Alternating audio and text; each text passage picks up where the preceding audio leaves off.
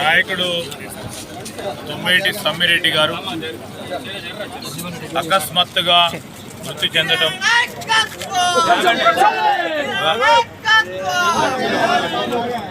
చెందడం మాకందరికి కూడా దిగ్భ్రాంతి కలిగించింది. మరి మంచి ఆలోచన పరుడు, మాజీ మార్కెట్ కమిటీ చైర్మన్గా ఈ ప్రాంతానికి రైతు సోదరులందరికీ కూడా సేవలు అందించి తనదైన శైలిలో చాలామందికి కూడా సహాయం సహకారం చేసిన వ్యక్తిగా మరి మా పార్టీలో కొద్ది రోజుల పాటు దూరమైనప్పటికీ సిద్ధాంతపరంగా కాంగ్రెస్ పార్టీ పరంగా నమ్ముకున్న వ్యక్తిగా ఈరోజు వారు కాంగ్రెస్ పార్టీ పక్షాన కాంగ్రెస్ సందేశ్ అనే ఒక పత్రికను నడుపుతూ ఉన్నారు. అంటే అంత కమిటెడ్గా పనిచేసిన వ్యక్తిగా తుమ్మేటి సమ్మిరెడ్డి గారు ఈరోజు కాంగ్రెస్ పార్టీ ప్రభుత్వం అధికారంలోకి వచ్చిన తర్వాత రైతులకు మరింత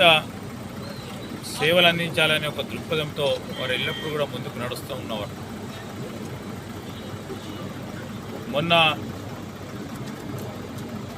రైతు రుణమాఫీ విషయంలో కూడా గ్రామాలకు వెళ్తూ రైతు రుణమాఫీ జరుగుతూ ఉంది, ఎవరు కూడా ఆందోళన పడవద్దు, దశల వారీగా మరి రైతు రుణమాఫీ జరుగుతుంది అని రైతులకు ధైర్యం చెప్పిన వ్యక్తి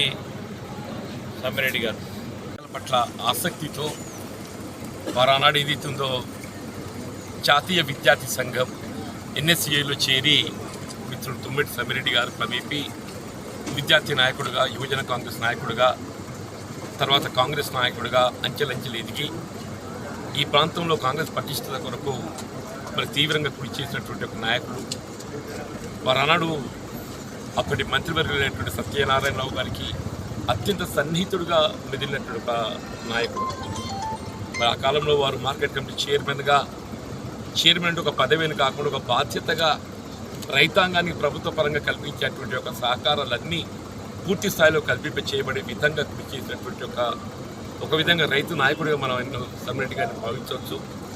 ఏదైనా అకస్మాత్తుగా వారి వల్ల మనకు భౌతికంగా దూరం కావటం తీరని లోటుగా భావించక చెప్పక తప్పదని చెప్పంటూ నేను మరి వారి ఆత్మకు శాంతి చేకూరాలని వాళ్ళ పెద్దలు శ్రీధర్ బాబు గారు, స్థానికంగా ప్రణవ్ బాబు గారు, మిత్రులు లక్ష్మణ్ కుమార్ గారు అందరూ కూడా ఏదైతుంది వాళ్ళ వారి ఆత్మకు శాంతి చేకూరే విధంగా వారి కుటుంబానికి ప్రగాఢ సానుభూతి వ్యక్తం చేయాలని చెప్పి ఇక్కడ రావడం జరిగింది. ఏదైనా కార్యకర్తలందరూ కూడా మనోధైర్యంతో, ఆత్మస్థైర్యంతో నిలిచి మరి సమ్మిరెడ్డి గారి యొక్క ఆలోచన విధానానికి అనుగుణంగా రైతు శ్రేయస్సు కొరకు పాటుపడాలని చెప్పని వినయంగా కోరుతుంది.